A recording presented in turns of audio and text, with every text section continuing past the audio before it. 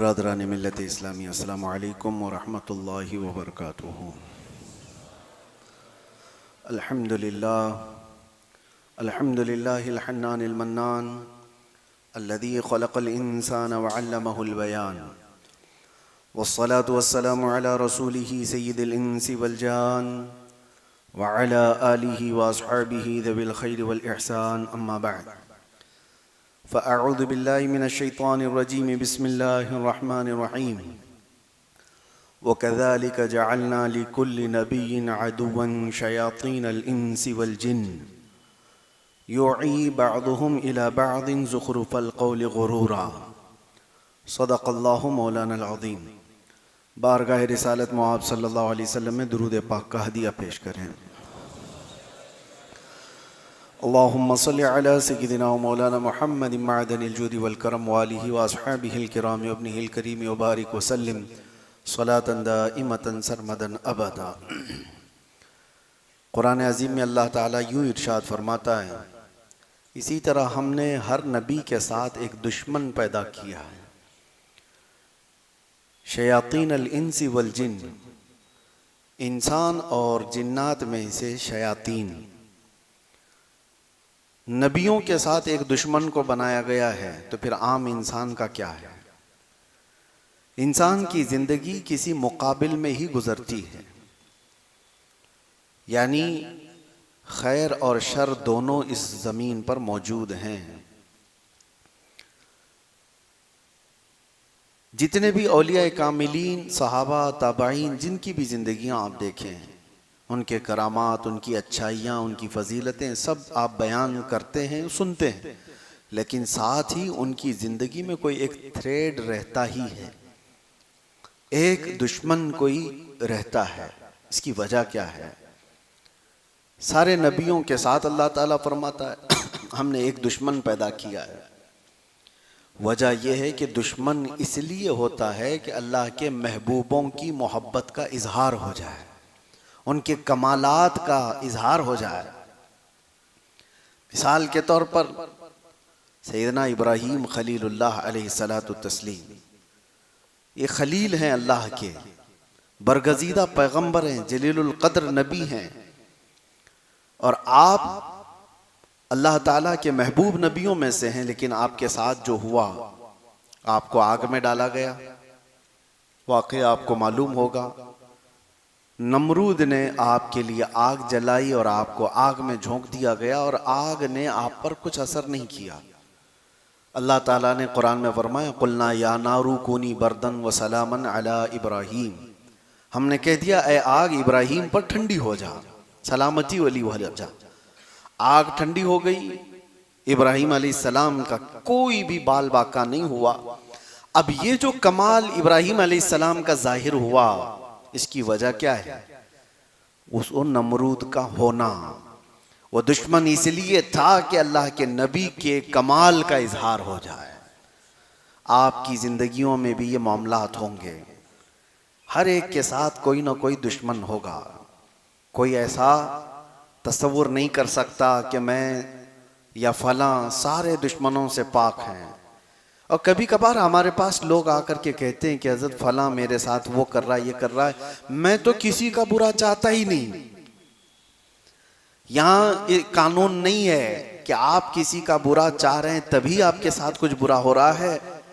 دنیا بہت سارے لوگوں سے ایسی بھری ہوئی ہے جو خاموش چلنے والوں کے ساتھ بھی دشمنی کرتی ہے۔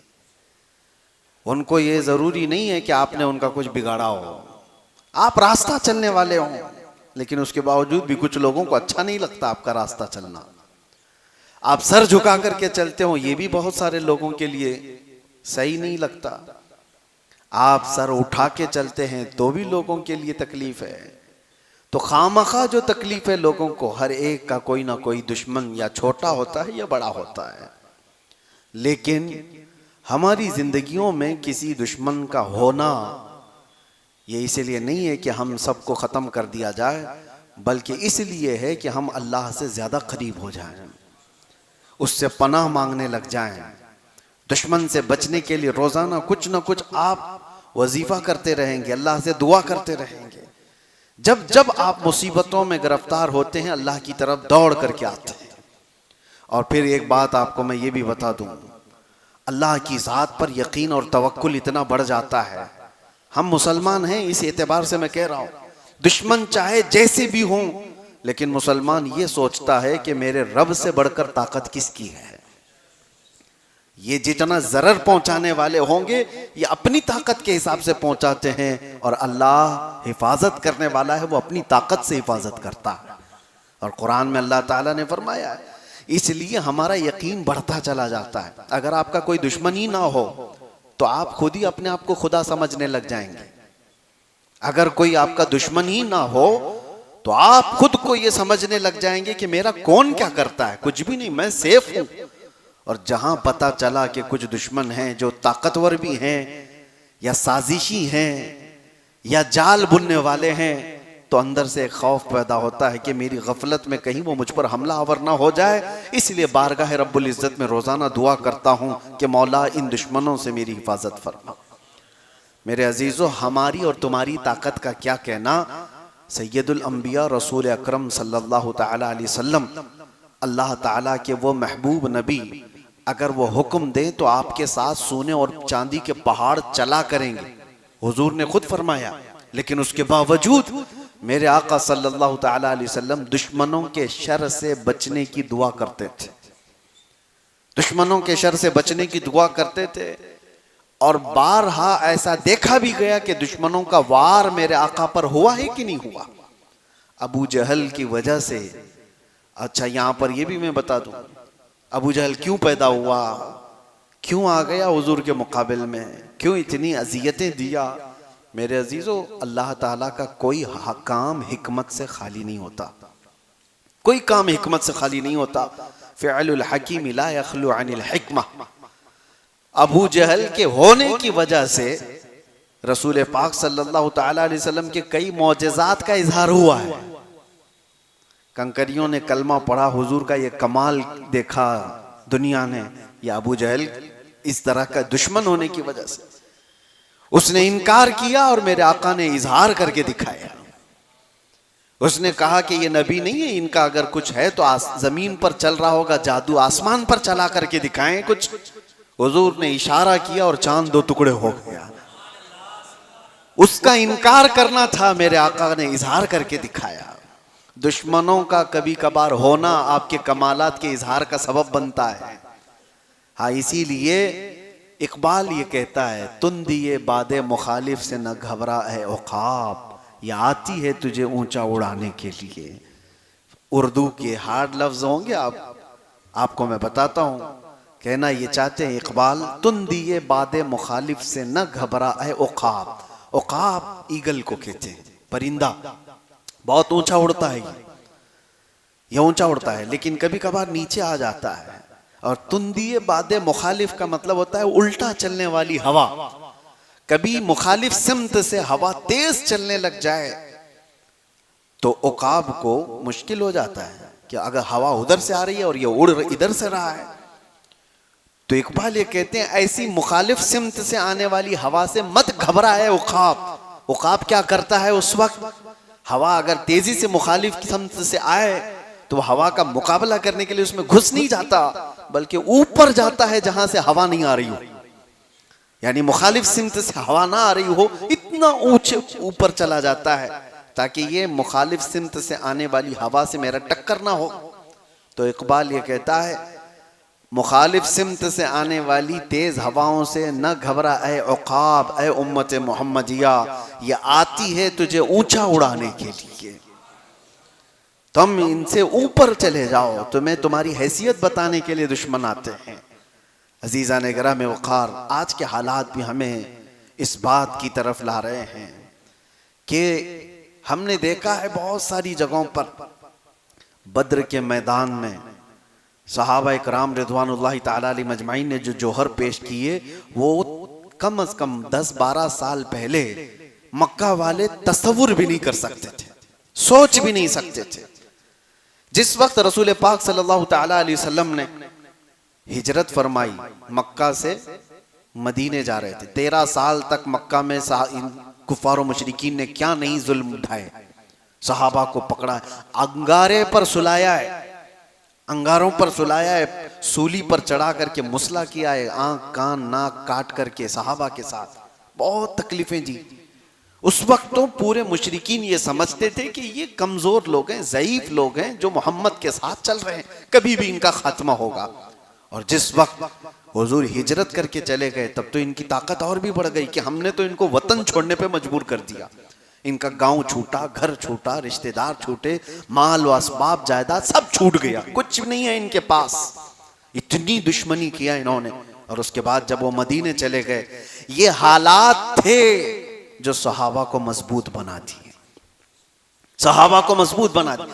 آج ہم سب یہ جو ڈھیلے ڈھالے ہیں اس کی وجہ ہی یہ ہے کہ ہمارا مقابلہ کسی سے نہیں ہے۔ جس جگہ پر کسی سے مقابلہ نہیں ہوتا وہ ڈھیلی قوم ہے، اسے کسی بھی چیز سے اپنے مقابلے کی طاقت کا اندازہ نہیں ہوتا۔ میرے عزیزو، سنا ہے شیر کو بھی اگر کتوں کے ساتھ پالا جائے تو پھر وہ شکار کرنا چھوڑ دیتا ہے، اسے اس کی حیثیت معلوم نہیں رہ جاتی، یاد نہیں رہ جاتا، برسوں اگر رہا تو۔ صحابہ اکرام وہاں مکہ سے مدینے چلے گئے، مشرکین ابھی بھی یہ سوچتے تھے کہ جس طرح ہم ان کو مکہ میں کبھی بھی پکڑ کے مارتے تھے، ایک صحابی ہیں جن کو 16 سال تک قید میں رکھا تھا انہوں نے، زنجیروں سے باندھ کر کے، وہ ظلم ڈھائے تھے، تو یہ سوچتے تھے کہ اس طرح سے ہم کبھی بھی ان کے اوپر کچھ کر دیں گے۔ لیکن ایک مرتبہ آئے مدینے پر چڑھائی کرنے کے لیے 1000 سے زیادہ لوگ، اور بدر کے میدان میں جو صحابہ نے جوہر دکھائے، ان کے پورے پرخچے اڑا دیے، جتنے گرو گھنٹال تھے سب کے سب میدان بدر میں قتل ہو گئے۔ ابو جہل، عتبہ، شیبہ، جتنے بڑے بڑے تھے شیطان، سب قتل ہو گئے۔ بدر کی اس وادی میں وہ مشرکین کہتے ہیں کہ ہمیں تو یہ اندازہ ہی نہیں تھا کہ اتنے طاقتور ہو چکے یہ لوگ، اتنا مقابلہ کرنے کی ان کے اندر ہمت آ گئی۔ بلکہ وہ یہ بھی کہتے ہیں کہ بسا اوقات ہم دیکھ رہے تھے ان کے پاس تو لکڑی کے حالے تھے، تلواریں بھی نہیں تھی، لکڑیوں سے لڑ رہے تھے صحابہ رسول اللہ کے۔ اور مشرکین مکہ کہتے ہیں کبھی کبھار یہ گردن کے قریب تلوار لاتے تھے، ابھی حملہ بھی نہیں ہوتا تھا کسی کی گردن کٹ گئی ہوتی تھی، ویسے ہی ختم ہو گئے ہوتے تھے۔ یہ صحابہ اکرام رضوان اللہ تعالی علیہ مجمعین کی مدد بھی تھی، اور ان کا یقین تھا، ان کا جو مستحکم عمل تھا۔ اس کی وجہ کیا ہے؟ مشرکین نے یہ دشمنی ایسی کی کہ صحابہ کو اتنی بلندی پر پہنچایا یقین کے ساتھ کہ وہ صحابہ میدان میں اترے تو اللہ کے بھروسے اترے تھے۔ میرے عزیزو، یہ حالات سب کی زندگیوں میں ہوں گے۔ دشمن جو ہوتا ہے وہ تمہیں مضبوط کرنے کے لیے ہوتا ہے۔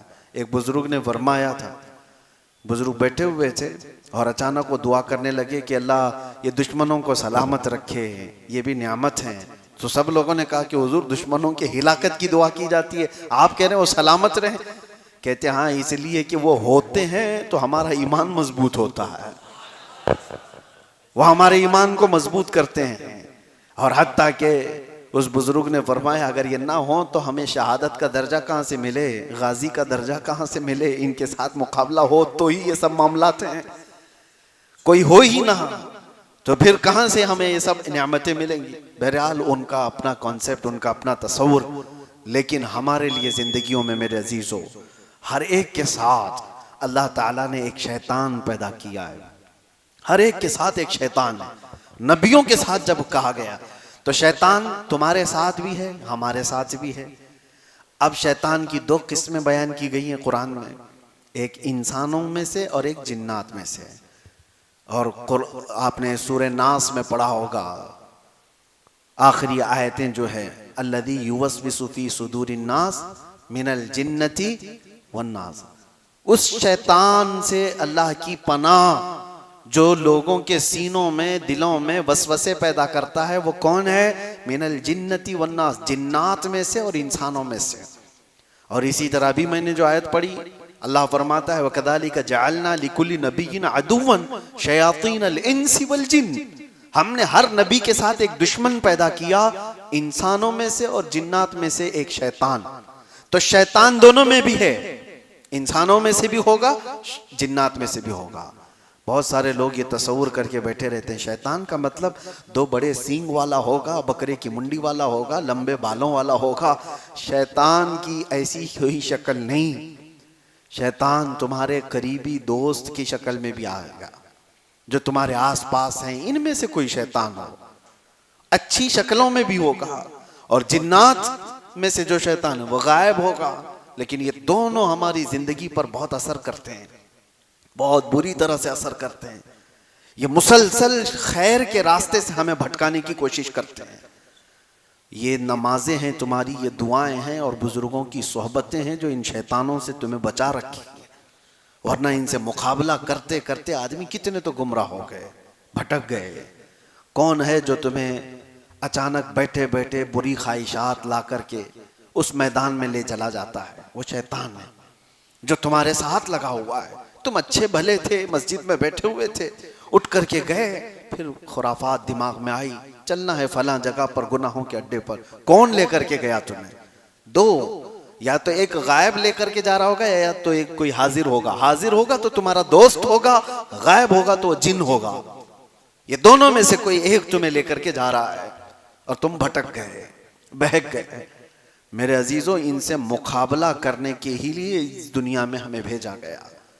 اور اللہ تعالیٰ قرآن پاک میں یوں فرماتا ہے، اہبطوا فإن لکم ما سألتم، نہیں، پہلے پارے کی آیت ہے۔ اللہ تبارک و تعالیٰ یوں ارشاد فرماتا ہے، آدم علیہ السلام اور حضرت حوا کو جب جنت سے اتارا گیا تھا، اللہ تعالیٰ فرماتا ہے وَلَكُمْ فِي الْأَرْضِ مُسْتَقَرٌ وَمَتَاعٌ إِلَىٰ حِينٍ، تمہارے لیے ایک مقررہ مدت تک یہاں پر ہم بھیج رہے ہیں دنیا میں، اور ہر ایک کو ایک کا دشمن بنا کر کے بھیج رہے ہیں۔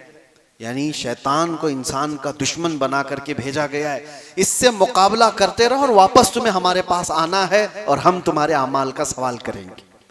یہاں ہمیں جو بھیجا گیا ہے، مسلسل ہر دن ہم لڑائی میں موجود ہیں، ہر دن ہم لڑائی میں ہیں، اپنے ذہن میں موجود خیالات سے لڑ رہے ہیں، اپنے آس پاس کے حالات سے لڑ رہے ہیں۔ اور اگر یہ دشمن نہ ہوتا تو آپ اللہ کی ذات پر یقین کیسے کرتے؟ اس کی بارگاہ میں جھکنے کی اور دوڑ کر کے آنے کی آپ کے اندر جو تمنا ہے وہ کہاں رہ جاتی؟ اسی لیے میں نے شروع میں ہی کہا، اگر دشمن نہ ہو تو آدمی ڈھیلا پڑ جاتا ہے اور اسے کسی چیز کی حاجت ہی نہیں رہتی، ضرورت ہی نہیں ہوتی۔ میں نے ایک دانشور سے پڑھا تھا، جاپان والے لوگ، یہ توجہ سے سنیے، مچھلی کھانے کے بڑے شوقین، اور ویسے بھی اس طرح کے یہ جو لوگ ہیں چائنیز ٹائپ کے، ان کے ہاں مچھلی کا رواج زیادہ ہے، لیکن جاپانی لوگوں کا ان کی ایک عادت یہ تھی کہ وہ تازی مچھلی کھاتے تھے۔ تو ہوتا یہ کہ سمندر سے مچھلیاں پکڑ کر کے لانے تک وہ باسی ہو جاتی، مر گئی ہوتی، کیونکہ 2 دن 3 دن کے بعد مچھوارے آتے تھے بڑی مچھلیاں لے کر۔ تو اب اس کے لیے ان لوگوں نے ایک دوسرا طریقہ اختیار کیا کہ نہیں، تازہ مچھلی کھانی ہے تو ایک بہت بڑے ٹینکر جہاز کے سمندروں میں بھیجے گئے، اس میں پانی رہتا تھا، مچھلیاں سمندر سے پکڑی جاتی تھی اور پانی میں ڈال دی جاتی تھی، اور پانی میں ڈالنے کے بعد وہ پانی میں تیرتی رہتی تھی تو زندہ رہتی، اور جب ساحل پر آتے تو ابھی مچھلیاں زندہ ہی رہتی تھی، مری ہوئی باسی نہیں ہوتی تھی۔ تو یہ چند دن تک چلا، لیکن یہ بھی فیل ہو گیا۔ کیوں؟ وجہ یہ تھی کہ لکھنے والے نے لکھا ہے کہ وہ مچھلیاں جو سمندر میں تیرتی تھیں اس طرح سے یہ ٹنکی میں نہیں تیر رہی تھی، یعنی چھوٹی جگہ تھی، پانی الگ تھا، تو وہ بھی سست ہو جاتی تھی، کاہل ہو جاتی تھی، زندہ تو رہتی تھی لیکن کاہل رہتی تھی، سست، اور یہاں آنے تک سست مچھلیاں ہوتی تھی۔ تو جاپانی لوگوں نے یہ کہا کہ سست مچھلیاں کھانے سے ہماری طبیعت میں بھی سستی زیادہ نہ آ جائے، ہمیں ایکٹیو چاہیے، حرکت والی۔ جانتے ہیں اس کے بعد انہوں نے ایک تیسرا طریقہ اختیار کیا، کہا کہ بہت بڑے ٹینکر کو تو لے جایا جاتا ہے مچھلیاں پکڑنے کے لیے، اب یہ حرکت میں نہیں رہتی، 1 دن 2 دن کے بعد یہ ڈھیلی پڑ جاتی ہیں، تو ایسا کیا گیا، ایک شارک مچھلی کو بھی پکڑا گیا چھوٹی، اور اس کو اس میں ڈالا گیا، اور چھوٹی مچھلیاں جو ہے اسی سے تو بھاگتی ہیں سمندر میں کہ یہ اپنا لقمہ بنا لیتی ہے، تو یہ شارک مچھلی ان کو دوڑاتی رہتی، جتنے کھا لی، اور جتنے بچ گئے وہ ساحل پر آنے تک بالکل ایکٹیو حرکت والی مچھلیاں ہوتی تھی، ان کو لے کر کے جاپانی لوگ کھایا کرتے تھے۔ تو اس دانشور نے کہا یہ واقعہ لکھ کر کے کہ یہ شارک مچھلی اس لیے چھوڑی گئی تھی کہ ان کو ایکٹیو رکھا جائے، حرکت میں رکھا جائے، اور یہ دوڑتی رہتی اور زندہ بھی رہتی، دوڑتی بھی رہتی۔ وہ دانشور کہتا ہے اسی لیے ہر ایک کی زندگی میں ایک شارک کا ہونا ضروری ہے، تاکہ وہ اسے دوڑاتا رہے اور وہ بھاگ کر کے اللہ کی بارگاہ میں آتا رہے۔ ہم سب کی زندگیوں میں ایک دشمن ہوتا ہے، اور اس دشمن کے ہوتے ہی ہم لوگوں کے اندر اللہ تعالیٰ کی طرف دوڑنے کا خیال آتا ہے، رب تعالیٰ کی پناہ مانگنے کا بار بار یہ احساس ہوتا ہے۔ آپ خود اپنی زندگیوں میں محسوس کرتے ہوں گے، ہم جس کے پاس بھی جاتے ہیں، کسی سے ملاقات کیا، کسی کے گھر میں گیا، سب سے پہلے وہ دعا کی درخواستیں کرتے ہیں۔ کیوں میاں؟ آپ خود بھی تو دعا کرتے ہیں، ہمیں دعا کی درخواست کیوں کرتے ہیں؟ اور پھر اگر تفصیل سے کہیں گے تو یہی کہیں گے کہ حضرت فلاں معاملات میں بہت گھر گیا ہوں، لوگوں کی نظر بہت ہے، آپ دعا کریں اللہ بری نظر سے بچائے۔ یہ کامن دعا ہے، سب کے لیے ہے، یعنی سب کو احساس ہے کہ کچھ لوگوں کی بری نظر ہے۔ بری نظر کا یہ تمہارے اندر جو احساس آیا، یہی احساس تمہیں اللہ کی بارگاہ میں پناہ مانگنے پر لے آتا ہے، اللہ کے قریب ہو جاتے ہو، اور اسی وجہ سے اللہ تعالیٰ نے بھی تمہیں مایوس نہیں کیا۔ قرآن میں اللہ فرماتا ہے فَلَا تَخْشَوْهُمْ وَخْشَوْنِي، ان سے مت ڈرو، مجھ سے ڈرتے رہو۔ لیکن ہے کہ اللہ کے پاس تو آؤ، دشمن تو ہیں تمہارے لیکن ڈرو مت۔ اللہ فرماتا ہے میرے دربار میں آؤ، اور اللہ نے 2 سورتیں اتاری، قُلْ أَعُوذُ بِرَبِّ الْفَلَقِ اور قُلْ أَعُوذُ بِرَبِّ النَّاسِ۔ میرے آقا صلی اللہ تعالیٰ علیہ وسلم پر جادو کیا گیا تھا، پتہ ہے آپ کو؟ حضور اکرم صلی اللہ تعالیٰ علیہ وسلم پر جادو کیا گیا تھا، ایسا سخت جادو کہ حضور کا جسم بخار سے پورا زرد ہو گیا تھا، اور پھر وہ پتہ بھی کیا گیا کہ کہاں جادو کر کے کیا کیا گیا ہے۔ آپ کا پتلا بنا کر اس میں سوئیاں یا پھر بال وغیرہ لگا کر کے جس طرح سے بھی جادو کیا گیا، حضور سید المرسلین صلی اللہ علیہ وسلم پر یہ اثر کیا گیا۔ اس کے علاوہ خیبر کے موقع پر زہر دیا گیا تھا، گوشت میں زہر رکھ کر کے حضور پاک صلی اللہ تعالیٰ علیہ وسلم پر جب یہ اس طرح کے حملے ہوئے تھے تو اللہ تعالیٰ نے معوذتین کو اتارا۔ معوذتین کس کو کہتے ہیں؟ قل اعوذ برب الفلق اور قل اعوذ برب الناس۔ کہا گیا جو اس کو پڑھ لے اللہ دن بھر اس کو جادو سحر سے محفوظ رکھے گا۔ تمہارے پاس یہ ہتھیار ہیں، تمہارے پاس یہ آلہ جات ہیں۔ بہت ساری جگہوں پر میں نے دیکھا، اس سے قبل بھی میں نے یہ کہا ہے، آج کل یہ عام ہو گیا ہے، کچھ شیاطین ہیں روئے زمین پر جو انہی کاموں میں مصروف ہیں، ایک دوسرے پر حملہ کرنے، جادو سحر سفلی ٹوٹکے، یہ ساری چیزوں پر دوسروں کی زندگیوں کو خراب کرنے میں۔ اور آج کا سب سے بڑا حملہ جو ہو رہا ہے وہ ہماری بچیوں پر ہے، لڑکیوں پر ہے۔ کتنے تو ایسے دکان کھولے ہوئے بیٹھے ہیں جو محبت کا تعویذ کرتے ہیں، کسی لڑکی کو اپنے قابو میں کرنے کے اعمال کر کے دیے جاتے ہیں، یہ شیطانی اعمال کے ذریعے سے، اور لڑکیوں پر غلط طریقے سے اثر کر کے کتنے ایسے ہیں، میں نے خود میں دیکھا ہے، اچھی اچھے گھروں کی بچیوں پر یہ عمل کر کے انہیں اپنے کنٹرول میں کر دیا جاتا ہے، اور اس کے بعد ان کو لے جایا جاتا ہے۔ اور کچھ تو وہ ہیں جو شادی کر لی، اور کچھ تو وہ ہیں جو ان کو کوٹھے میں بیچتی ہے۔ بچیاں محفوظ نہیں رہ جاتی، اسی لیے میں اپنی لڑکیوں کو، اپنی بیٹیوں کو، سب کو اپنے گھروں میں بھی یہ تلقین کرتا ہوں، تاکید کرتا ہوں کہ روزانہ صبح اٹھتے ہی 7 بار قل اعوذ برب الفلق اور 7 بار قل اعوذ برب الناس پڑھ کر اپنے اوپر دم کر لیا کریں۔ اللہ تبارک و تعالی معوذتین کی برکتوں سے یہ شیاطین کے حملوں سے محفوظ رکھے گا۔ اور حضور اکرم صلی اللہ علیہ وسلم کی صحیح حدیث ہے بخاری شریف کی کہ حضور نے اپنے مدینے کی جو کھجور ہے، عجوا کھجور مشہور ہے، سارے حاجی جب جاتے ہیں تو عجوا کھجور لے کر آتے ہیں۔ بخاری شریف کی حدیث ہے، میرے آقا صلی اللہ علیہ وسلم نے فرمایا کہ جس نے صبح 7 دانے عجوا کھجور کے کھا لیے، اسے پورے دن زہر بھی اثر نہیں کرے گا، جادو بھی اثر نہیں کرے گا، سحر بھی اثر نہیں کرے گا۔ تو یہ سارے ہمارے پاس علاج بھی موجود ہیں، تو آپ صرف دشمنوں سے گھبرا کر ڈر کر کے ہمت نہ ہارے۔ اب آخری بات یہ بھی ہے کہ اولیاء کاملین کی زندگیاں اس میں ہمارے لیے بہت بڑا آئیڈیل ہے، بہت بڑا آئیڈیل ہے۔ حضرت فخر الدین رازی بہت پائے کے بزرگ تھے، امام المنطق کہلاتے تھے، امام الفلسفہ، علوم کے ماہر تھے، لیکن جب آپ کا آخری وقت آیا تو شیطان ان کے سرانے پر آیا اور کہنے لگا کہ رازی تم اللہ کو ایک مانتے ہو، اس کی کوئی دلیل ہے؟ انہوں نے دلیل دے دی، کائنات کا نظام اس طرح سے ہے، اس کو چلانے والا ایک ہی ہونا چاہیے۔ شیطان نے اس دلیل کو کاٹ دیا، کہا کہ دو بھی تو ہو سکتے ہیں، میری دلیل یہ ہے۔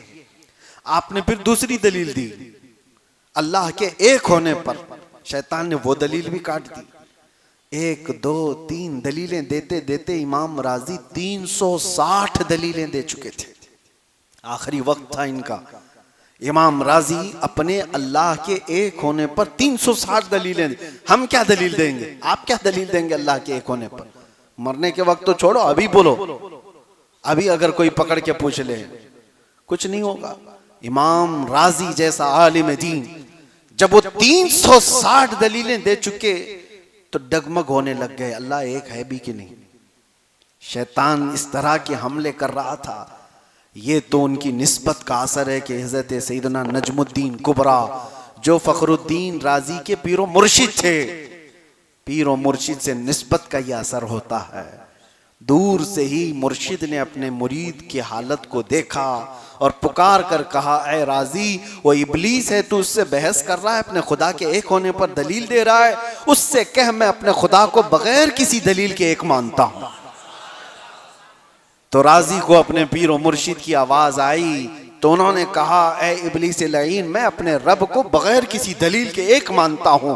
شیطان وہاں سے جانے لگا اور کہا، رازی اس موقع پر میں نے 70 سے زیادہ بڑے علماء کا ایمان لے لیا تھا، آج بھی تیرا ایمان ختم ہو جاتا اگر تیرا پیر زندہ نہ ہوتا، اگر تیرا مرشد اس طرح کی بات نہ کیا ہوتا۔ عزیزان گرام وقار، اولیاء کاملین ان کے ساتھ بھی یہ معاملات ہوئے، حملے ہوئے شیاطین کے، لیکن کچھ چیزیں ایسی ہیں جو بچا لے جاتی ہیں۔ ہمیشہ علم ہی نہیں، بعض اوقات بزرگوں کی صحبت اور ان کی نسبت ہماری حفاظت کرتی ہے۔ اسی لیے اعلیٰ حضرت فاضل بریلوی رضی اللہ تعالیٰ عنہ نے اپنے علم پر، اعلیٰ حضرت کا جیسا علم آج کے زمانے میں کون مثال لا سکتا ہے، جو 55 علوم و فنون کا ماہر ہو۔ فتاوی رضویہ جیسی 30 جلدوں کی مکمل کتاب ہمارے پاس، قرآن کا ترجمہ کنز الایمان کی صورت میں، عشق رسول سے بھری ہوئی حدائق بخشش، زندگی پوری قلم چلاتے چلاتے جس کی گزری، اور ایک نئی بہترین شاگرد پیدا کر کے پوری امت پر احسان کیا، علمی بڑا کام کیا، لیکن فخر اس پر نہیں کیا کہ میں نے اتنی کتابیں لکھ دی، میں نے فتاوی رضویہ لکھا ہے، میں نے حدائق بخشش لکھی ہے، میں نے کنز الایمان لکھا ہے۔ نہیں، یہ ساری چیزیں نہیں۔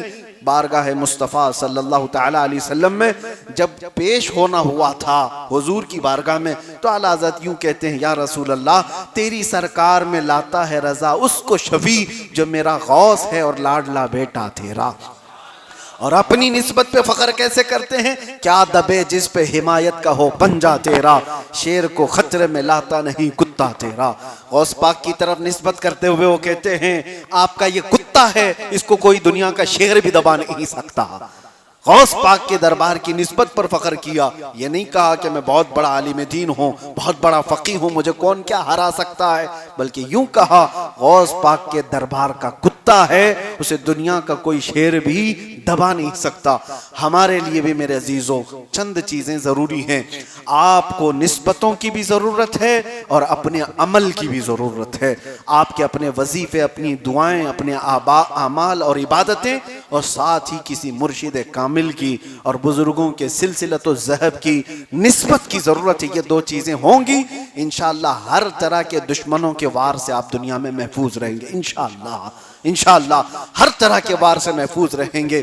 اللہ تبارک و تعالی ہم سب کو شیاطین انس و شیاطین جن کی ہر حملہ سے حفاظت فرمائے، ان کے تمام وار سے ہماری حفاظت فرمائے۔ رب قدیر اس دنیا سے جانے تک ہمارا ایمان سلامت رکھے اور بارگاہ رب العزت میں ہمیں ایمان کے ساتھ اٹھائے۔ وآخر دعوانا ان الحمدللہ رب العالمین۔ السلام علیکم۔